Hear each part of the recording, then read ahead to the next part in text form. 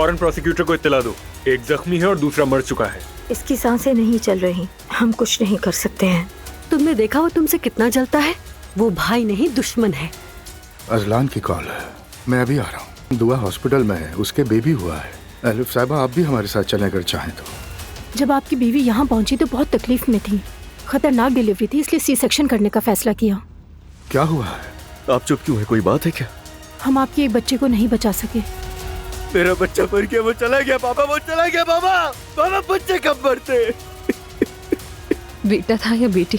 उन्होंने बेटा खोया है। ये सब तुम्हारी वजह से हुआ है। मेरा उस आइलैंड नामी औरत से कोई ताल्लुक नहीं था। मैंने आइलिन से बात की है, उसने मुझे सब कुछ बता दिया। तुमने कैसे उसकी जेब में पैसों से भर दी। मैंने उसकी भांजी की वजह से उसकी मदद की। उसकी कोई भांजी नहीं है, कोई भांजी नहीं है, उसकी कोई भांजी नहीं है। मैं भाई हूँ उसका। उसकी माँ बात कर रही हूँ। एक्सीडेंट, उमर और जैनब का एक्सीडेंट हो गया है। कोई है यहाँ? मुझे उसे देखना है।